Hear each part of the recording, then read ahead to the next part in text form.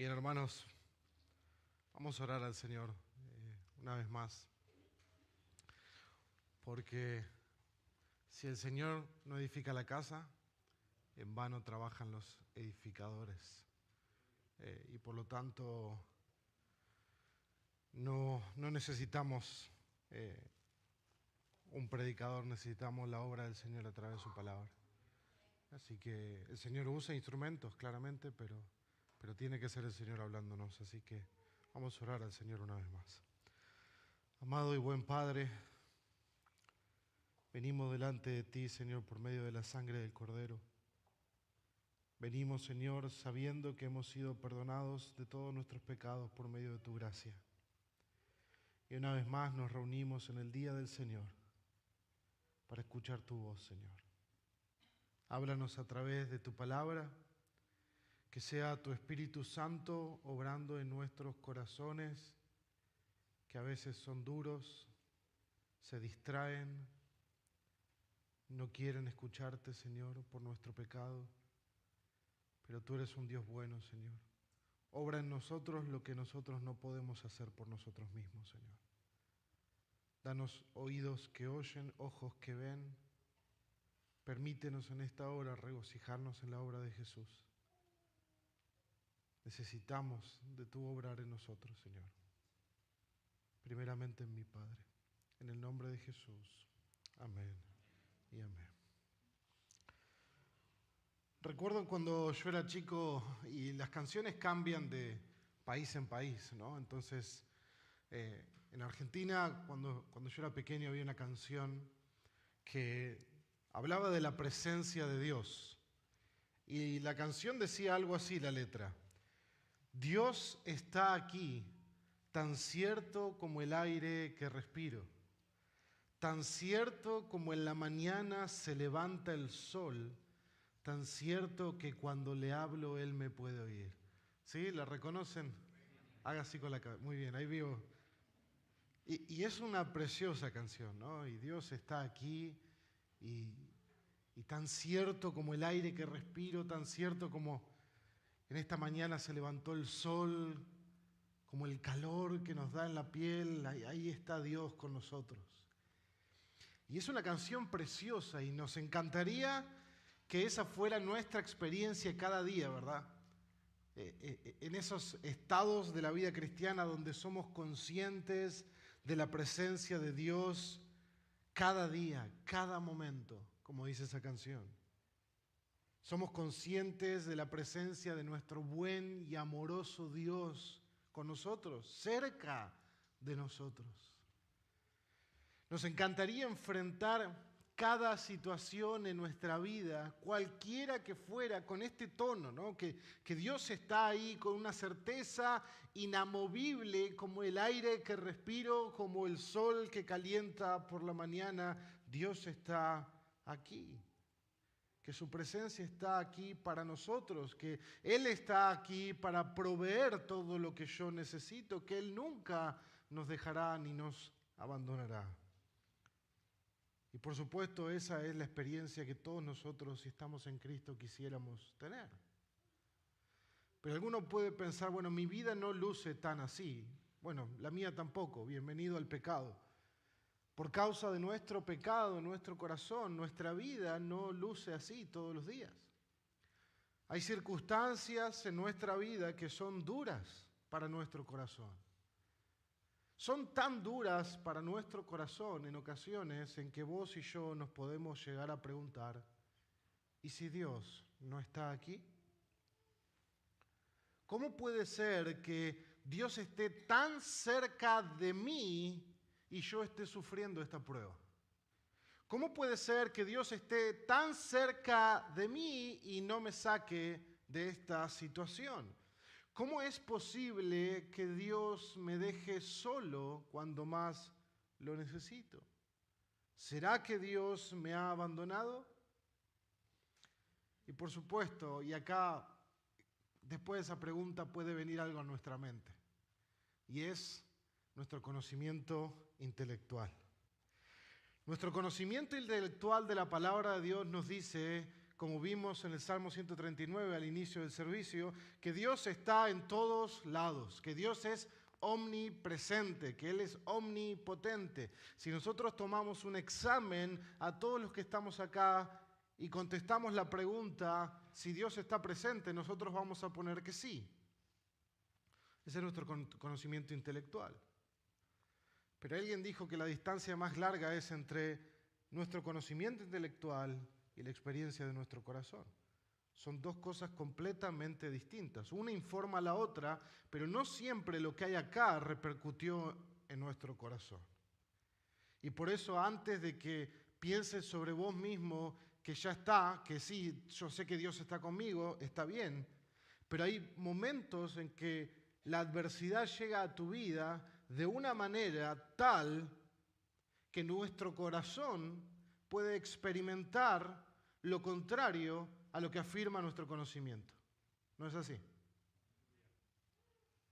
Y finalmente, por más estudio bíblico que hayamos tenido, por más años de cristiano que hayamos tenido, podemos llegar a pensar, quizás no en nuestra mente, pero en lo profundo de nuestro corazón en medio de la prueba, quizás Dios ya no está tan cerca como pensaba. O quizás Dios lo estuvo, pero no ahora con la misma intensidad.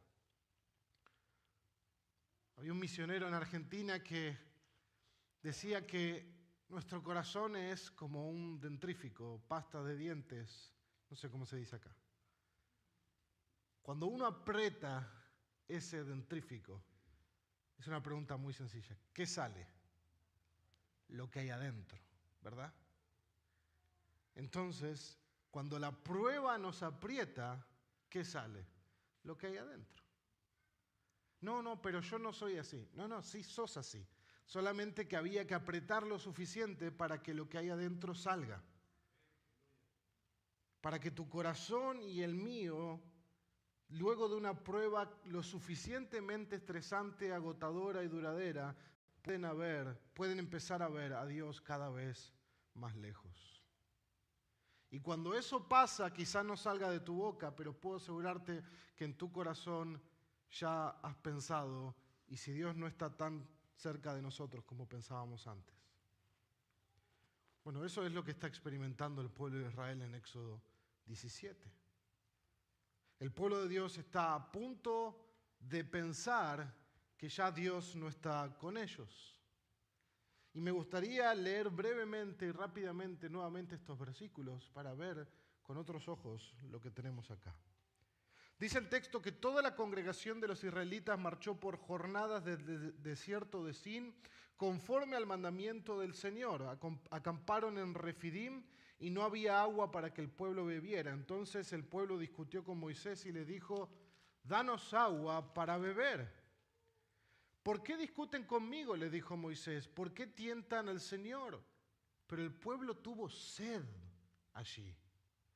Y murmuró el pueblo contra Moisés y le dijo: «¿Por qué nos has hecho subir de Egipto para matarnos de sed a nosotros, a nuestros hijos y a nuestros ganados?». Y clamó Moisés al Señor y dijo: «¿Qué haré con este pueblo? Un poco más y me apedrearán». Entonces el Señor le dijo a Moisés: «Pasa delante del pueblo y toma contigo a alguno de los ancianos de Israel y toma en tu mano la vara con la cual golpeaste el Nilo y ve. Yo estaré allí delante de ti sobre la peña en Horeb. Golpearás la peña y saldrá agua de ella para que beba el pueblo». Y así lo hizo Moisés en presencia de los ancianos de Israel. Y puso aquel nombre, el lugar Masá y Meriba, por la contienda de los israelitas y porque tentaron al Señor diciendo, y acá está la pregunta de fondo de toda esta historia: ¿está el Señor entre nosotros o no? ¿Está el Señor entre nosotros o no? Y esa es la pregunta que puede surgir en tu corazón y en mi corazón en medio de una prueba lo suficientemente fuerte. Hermano, lo que Dios quiere hablarnos a través de su palabra en esta mañana es: no dudes de la presencia de Dios ante la dificultad. No dudes de la presencia de Dios ante la dificultad. Por todo lo contrario, confía en la presencia de Dios ante la dificultad. Y hay dos cosas que quiero que veamos acerca de Dios en este texto y que no debemos poner nunca en duda en medio de la dificultad. Y son dos cosas muy sencillas. La primera, no dudes de su provisión. Versículo 1 al 3. No dudes de su provisión. Y segundo, no dudes de su presencia. Versículo 4 al 7. Imagina por un momento lo siguiente. Una de esas conversaciones entre dos hebreos que pudieran haber ocurrido cuando se enteran lo que está pasando cuando Moisés llega a Egipto. Cuando nosotros estudiamos narrativa en la Escritura, debemos activar la imaginación de nuestro cerebro, porque ese fin tiene la narrativa. Que nosotros podamos ver la escena, no solo leerla. Ahora imagínense por un momento una situación hipotética de que hay dos hebreos conversando acerca de lo que está pasando con este hombre. Y uno le dice al otro: ha llegado un hombre anciano del desierto, se llama Moisés, parece que es pariente de Aarón. Afirma que el Dios de nuestros padres, Abraham, Isaac y Jacob, se le ha aparecido en Horeb, el monte de Dios, y lo ha enviado a libertar a su pueblo de la opresión y la esclavitud de Faraón en Egipto, para que salgamos y le sirvamos en el desierto. Pónganse en la piel de ese hebreo que está escuchando eso, luego de 400 años de esclavitud. A lo que el otro hebreo le contesta: eso es realmente decir mucho. Y dime, por favor, ¿cómo es, cuán grande es, qué cantidad es el ejército que Moisés trae para libertarnos de la opresión del perverso Faraón? Y ahí se hace un profundo silencio. Y el hebreo le responde, quizás incrédulo con lo que va a decir, y dice: el hombre solo trajo una vara y dice que Dios está con él. El hombre solo trajo una vara y dice que Dios está con él. Y si nosotros pudiéramos ver lo que Dios está haciendo en Éxodo a través de este simple pastor de ovejas con una vara, es que la vara que Dios le había marcado para Moisés iba a ser el instrumento con el cual Moisés haría señales y maravillas. ¿Con qué fin? Con el fin de que todos supieran que no era necesario un ejército para librarlos de Faraón. Sería el Dios, y no cualquier Dios, el Dios del pacto a los padres que los libraría con gran poder. Ellos pudieran saber entonces que las promesas dadas a Abraham, Isaac y Jacob no habían quedado llenas de polvo en algún lugar allá en el tiempo, sino que el Dios que se llama a sí mismo Yo soy el que soy, estaba con el pueblo para librarlos. Y así fue. Si ustedes leen el libro, las plagas pasaron y pasaron y pasaron sobre el corazón cada vez más duro de Faraón hasta que él mismo terminó muerto en el fondo del Mar Rojo. Dios fue glorificado al libertar a su pueblo de una manera poderosa y maravillosa, y cuando todo el pueblo pasó por el camino de tierra seca, dice el texto que hubo una canción al final del día para celebrar el cruce del Mar Rojo y la libertad de su pueblo. Hermanos, imagínense estar parados ahí, viendo a Moisés y a todo el pueblo cantando, gozándose y alabando al Dios de nuestros padres por lo que Él ha hecho. ¿Cómo sería posible nunca, jamás dudar de tal libertador? cómo nos libró de una muerte segura, cómo humilló a Faraón y a su ejército a caballo. Dios está con nosotros. El Dios de nuestros padres, Abraham, Isaac y Jacob, Dios está aquí. Dios está aquí. Ese sería el canto del pueblo. Pero ahí no termina el libro de Éxodo, ¿verdad? No pasó mucho tiempo para que la adversidad llegara una vez más a ellos y se apretara nuevamente el pomo de la pasta dental. 2 meses y medio habían pasado de la salida de Egipto hasta nuestro pasaje de hoy. Y en medio de esos 2 meses y medio, ya habían murmurado contra Moisés y contra Dios porque tenían sed y porque tenían hambre, y en ambas ocasiones Dios le proveyó. Ahora están en el campamento de Refidim, luego de andar por el desierto. Y si nosotros miramos el texto, en el versículo 1, nos dice que llegaron al desierto de Sin conforme a ¿qué? Al mandamiento del Señor. Es decir, no estaban ahí por causa de su rebeldía, estaban ahí porque Dios los había llevado ahí. Y si Dios los había llevado ahí, Dios iba a proveer para ellos. Dios estaba con ellos. Pero ¿qué sucede? Eso es fácil decirlo ahora, el domingo por la mañana, pero cuando llega el momento y la circunstancia, uno se olvida de esas cosas. ¿Y cuál es la circunstancia? Tienen sed, mucha sed. El otro día caminábamos con la familia y hacía calor, mucho calor, y acá hace mucho más calor que en Argentina, mucho calor. Y yo le decía, una de las nenas decía, tengo sed, papá. Y obviamente como buena hija lo dice cada 20 segundos, ¿no? Y yo pensaba, ¿se imaginan lo que debe ser lo que sufrió en el desierto el pueblo de Israel en este momento? Porque uno mira esto y uno piensa, bueno, tienen sed, acá hay una botella de agua. Pero piensen en esto, tienen sed y tienen mucha sed. ¿Alguna vez tuviste mucha sed? Mucha, mucha sed. No hay agua por ningún lado. Los niños empiezan a pedir agua a papá y a mamá, pero ya no hay agua. Las embarazadas empiezan a sufrir el calor del desierto y se empiezan a descomponer, a marear. Los animales que tampoco tienen agua empiezan a hacer sus ruidos, a quejarse por la falta de agua. Nadie encuentra agua en el campamento, empiezan a revisar todos lados y no hay agua. ¿Se imaginan toda esa desesperación?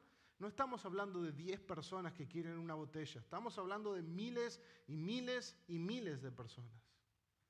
Cientos de miles de personas. Y todos empiezan a preocuparse y de la preocupación pasan al enojo, que están muy cerca. Y del enojo pasan a la acusación, porque hay que buscar un responsable y un culpable. Y la pregunta es, ¿y quién nos trajo acá? Bueno, Moisés. Bueno, Moisés tiene que hacer algo, él debe hacer algo. Moisés, danos agua para beber. Cuando miramos esa escena, hermanos, cientos de miles de personas clamando por agua, enfurecidos, murmurando, contendiendo, quejándose, con calor, sedientos. Y era tal la sed que el pueblo le asegura a Moisés, nos trajiste para matarnos hoy. Nos trajiste para matarnos de sed a nosotros, a nuestros hijos y a nuestros animales. Finalmente salió por su boca lo que estaba en su corazón. ¿Por qué nos has hecho subir de Egipto para matarnos de sed a nosotros, a nuestros hijos y a nuestros ganados?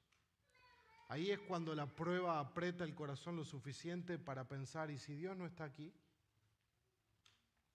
Llegaron al punto en que la adversidad afecta la memoria y el corazón. En el desierto, en Mara, ¿recuerdan Mara? En Mara tenían sed, pero no podían tomar porque el agua era amarga. ¿Qué hizo Dios? La hizo dulce. Y tomaron en Mara y tuvieron agua.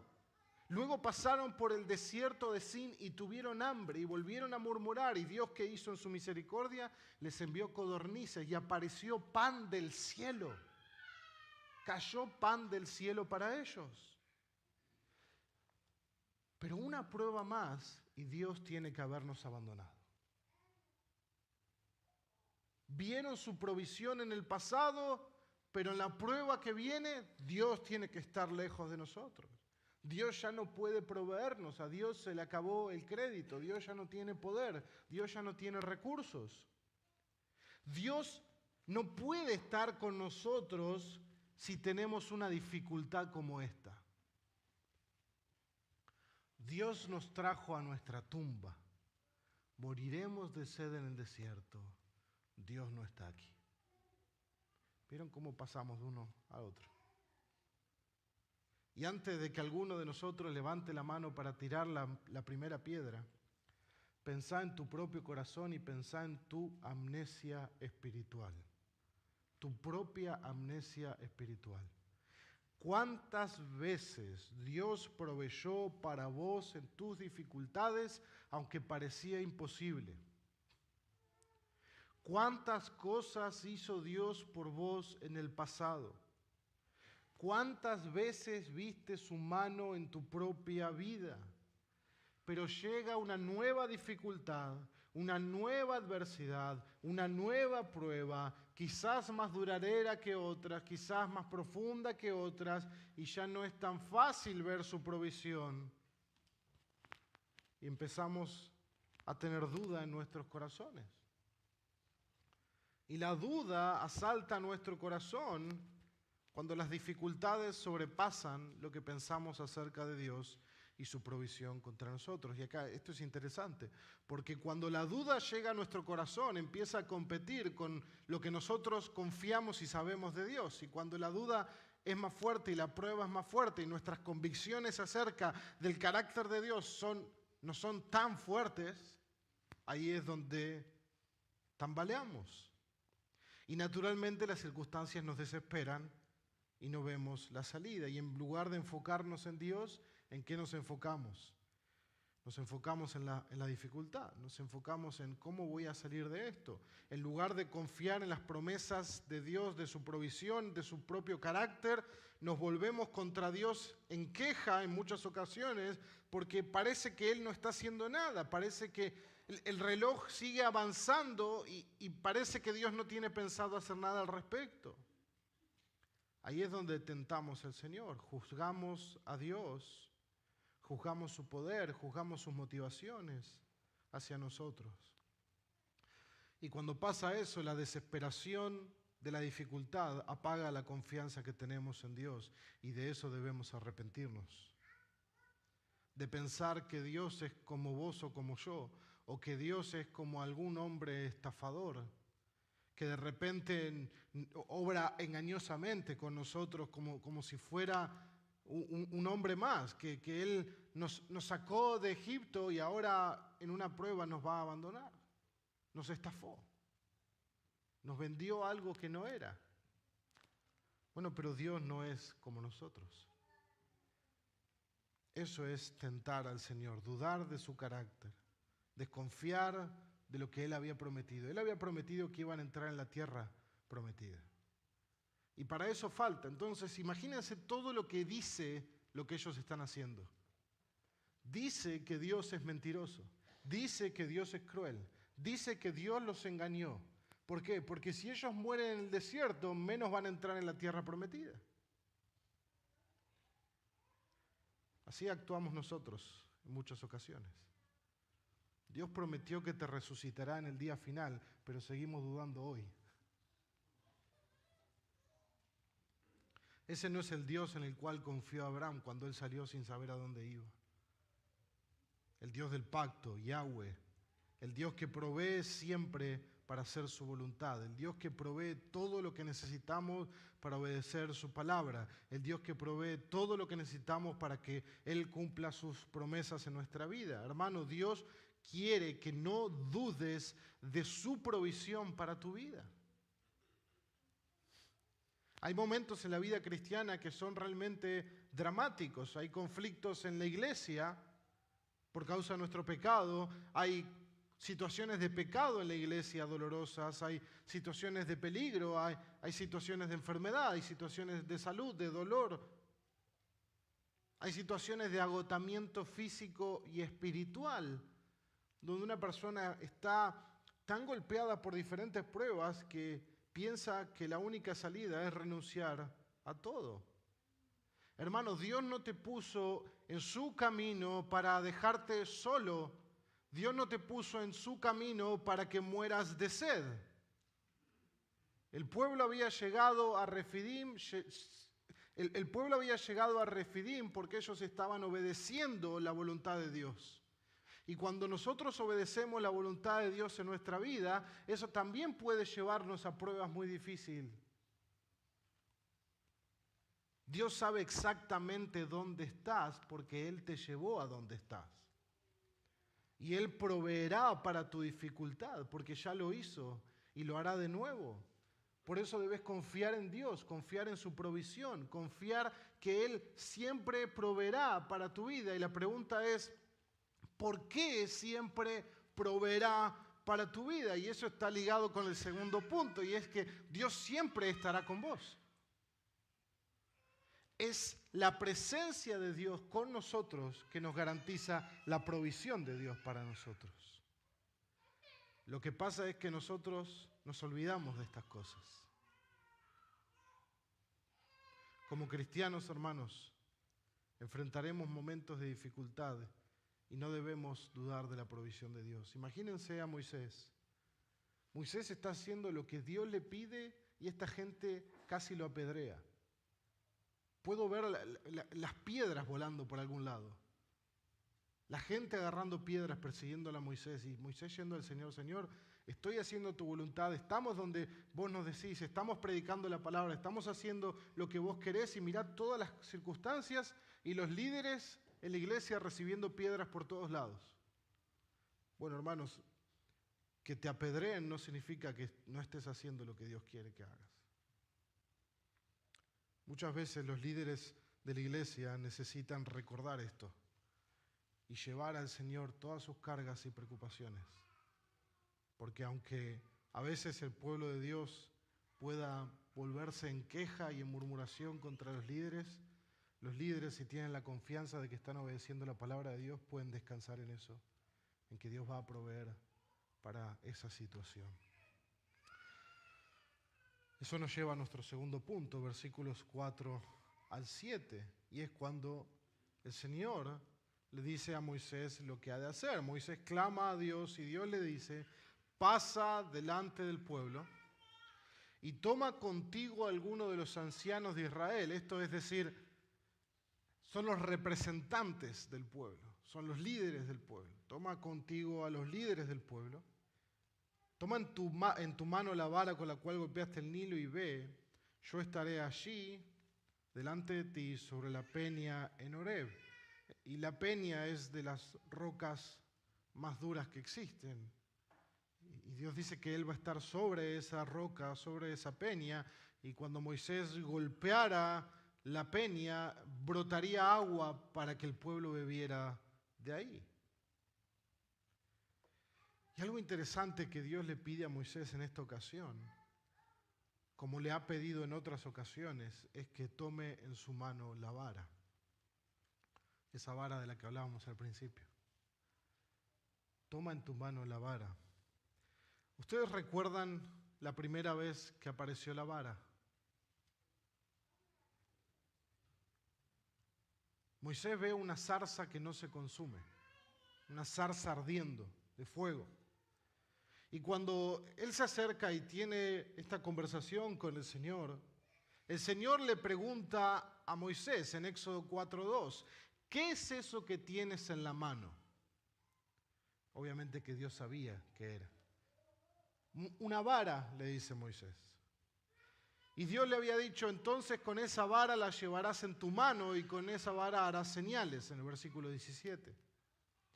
Porque cuando nosotros recordamos que él arrojaba la vara al piso, se convertía en serpiente, pero cuando la tomaba de nuevo, se convertía en vara.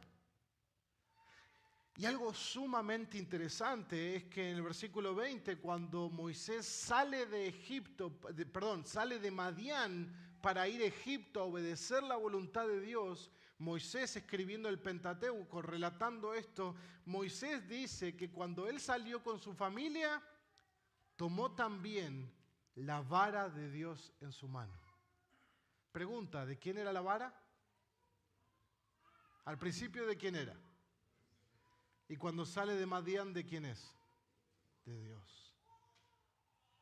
Esa vara autentificaba la presencia de Dios con Moisés y su pueblo. Dios mismo estaba con ellos para librarlos poderosamente de Egipto. En el capítulo 9, Moisés extendió la vara al cielo, el Señor envió truenos y granizo y cayó fuego sobre la tierra. Capítulo 10, Moisés extendió su vara sobre la tierra de Egipto, el Señor hizo soplar un viento del oriente sobre todo el país y a la mañana trajo las langostas. Capítulo 14, tú levanta tu vara y extiende tu mano sobre el mar y divídelo, y los israelitas pasarán por en medio del mar sobre tierra seca. Como algunos versículos de ejemplo, hay más. En el libro de Números, Moisés vuelve a llamar la vara, pero ahora la llama la vara de la presencia del Señor. Números 29. Esa vara confirmaba que el Dios que estaba presente con los hijos de Israel era Yahweh, el Dios de sus padres, el Dios de Abraham, Isaac y Jacob. Jamás los había abandonado, que su presencia estaba con ellos, y si Dios estaba con ellos para librarlos y conducirlos a la tierra prometida, Dios estaría proveyéndoles todo lo necesario para que eso ocurriera. Ellos lo verían una vez más. Dios le dice a Moisés que tome la vara. ¿Y qué dice sobre la vara Dios? Porque Dios no dice simplemente toma tu vara y ve. ¿Qué le dice Dios en el texto? Toma en tu mano la vara con la cual golpeaste el Nilo. ¿Por qué Dios está diciendo eso? ¿Por qué Dios nos añade una característica de esa vara para que pensemos en eso? Cuando nosotros pensamos en esa alusión que Dios hace y que Moisés hace en el libro de Éxodo hacia un episodio anterior con esta vara, es porque quiere que tengamos en mente ese episodio para lo que está por continuar. Es como si nos abriera una ventana o un hipervínculo para poder ver algo anterior. En Éxodo capítulo 7, versículo 15, se encuentra nuestro pasaje y dice lo siguiente: Dios a Moisés, preséntate a Faraón por la mañana cuando vaya al agua y ponte en la orilla del Nilo para encontrarte con él y toma en tu mano la vara que se convirtió en serpiente. Así dice el Señor, en esto conocerás que yo soy el Señor. En esto conocerás que yo soy el Señor. He aquí, golpearé con la vara que está en mi mano las aguas que están en el Nilo y se convertirán en, ¿qué? Sangre. Y dile, el Señor, el Dios de los hebreos, me ha enviado a ti diciendo, deja ir a mi pueblo para que me sirva en el desierto. Cuando se golpea el Nilo con la vara de Dios, ¿qué sucede? Todo el río se convirtió en sangre. Era imposible para beber, era un río que producía vida, ahora produce muerte. Para los egipcios, ¿qué era el Nilo? El Nilo le era todo. En toda su economía y su comercio dependía del Nilo para el transporte de embarcación y para la fertilidad de la tierra. Cuando el Nilo se desbordaba, la tierra quedaba fértil, se podía cosechar. Era todo, bebían agua del Nilo.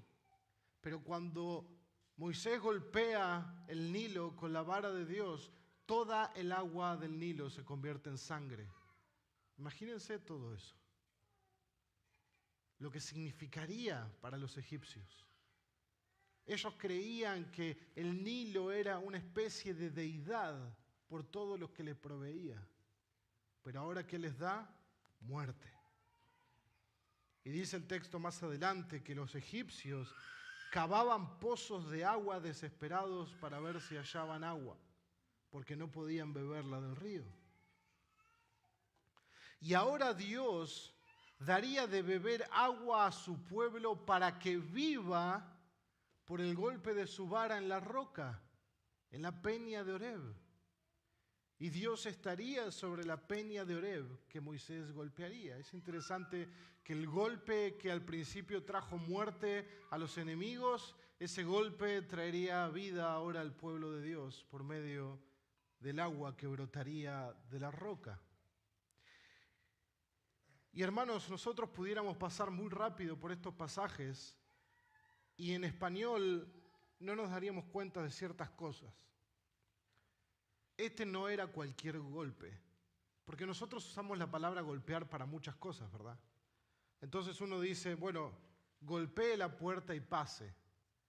Uno no va a empezar a patear la puerta hasta que se caiga, ¿verdad? Uno va a hacer un permiso, pase adelante. Entonces debemos ponernos en contexto. La palabra hebrea que usa Moisés tanto para golpear el Nilo como para golpear la peña de Horeb es la misma palabra en hebreo, es niká. Y la palabra niká en hebreo significa ser destrozado, ser herido, ser golpeado, ser muerto. Es golpear para herir y para matar. Es un golpe con un fin de herir, de hacer daño, de provocar muerte. No es alguien que simplemente golpea la puerta para que le abran. Es un golpe para lastimar, es un golpe para matar a alguien. Es una palabra que ya se utilizó anteriormente cuando Moisés miró alrededor, cuando había esta contienda y él miró que no había nadie y agarró y mató al egipcio y lo escondió en la arena antes de huir. Esa palabra de mató al egipcio es la misma palabra. Es la misma palabra que más adelante el rey David usaría cuando él quiere tapar su pecado y quiere poner a Urías, ¿dónde? Enfrente del ejército, ¿para qué? Dice el texto en 2 Samuel 11:15, para que sea herido y muera. Niká, para que sea herido de muerte. Con esa vara de Dios hirió el Nilo y lo convirtió en sangre y muerte para sus enemigos. Esa vara de Dios heriría la peña de Horeb y la convertiría en agua y vida para su pueblo. No era cualquier roca. Dios estaba sobre la peña de Horeb. Su presencia estaba ahí exactamente en el lugar donde su pueblo recibiría la provisión que necesitaba para vivir. La provisión sería la evidencia de la presencia de Dios para con su pueblo, en favor de su pueblo, para que su pueblo viva. Ese era el monte santo de Dios, donde moraba su presencia. Nos dice el historiador Josefo que los judíos no llevaban a pastar a sus ovejas a ese monte por temor. Es donde Dios le dio al pueblo su ley, donde el monte humeaba y había truenos, el monte donde Moisés tenía que sacarse sus sandalias. Ese era el monte santo de Dios. Y fue ese lugar, el lugar donde estaba la presencia de Dios, que sería golpeado, herido para traer agua de vida a su pueblo. Precioso, ¿verdad? Pero ¿cómo sabemos que Dios proveerá para vos y para mí hoy? ¿Cómo sabemos? Sí, muy bonito. En la peña de Horeb estaba la presencia de Dios y Dios proveyó para su pueblo vida. Pero ¿cómo sé que Él va a proveer para mí hoy, donde estoy? ¿Cómo sé que Dios está conmigo? Hermanos, vos y yo tenemos algo mayor que la peña de Horeb. donde estaba la presencia de Dios. No solamente tenemos un lugar como los egipcios donde la presencia de Dios estaba sobre ese lugar, inanimado, una roca. Nosotros tenemos algo más que eso. La presencia de Dios descendió. Dios se hizo hombre. Dios hizo su morada entre nosotros con el fin de proveernos de un agua de la cual si alguno bebe no tendrá sed jamás. Un agua de vida gratuita para todo aquel que tiene sed, que quiera venir a Él y beber. Un agua para que vos y yo no muramos eternamente. Pero para que vos y yo bebiéramos de esa agua, para que esa agua brotara para nosotros como una fuente de vida eterna, así como era necesario que la peña fuera golpeada y herida, así el Hijo de Dios fue necesario que fuera golpeado y herido de muerte. Hermano, Jesús fue golpeado para darnos vida. Solo a través de su muerte en la cruz nosotros podemos beber el agua de vida y vivir. Por su herida fuimos sanados. Jesús dijo: aquel que tenga sed, venga a mí y beba. Jesús le dijo a esa mujer de 5 maridos, ¿verdad? Completamente indigna a los ojos de los judíos. Le dijo a esa mujer: si tú supieras quién te pide agua, tú me pedirías y yo te daría un agua viva de la cual nunca más tendrás sed. Por supuesto, la mujer no entendía bien, pero Jesús entendía muy bien lo que él estaba diciendo. Él sabía a qué había venido: a ser herido, golpeado a la muerte. Jesús había venido para ser puesto en la cruz y nica, herido y golpeado para morir. ¿Para qué? Para que nunca más tengamos sed.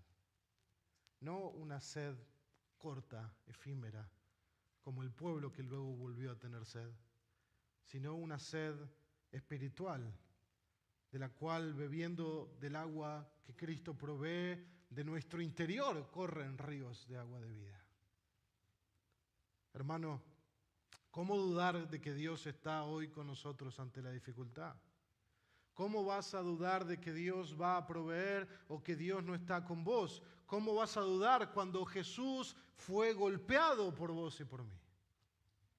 ¿Cómo dudaremos que Dios no proveerá hoy cuando Él proveyó por medio de la muerte de su Hijo en la cruz del Calvario?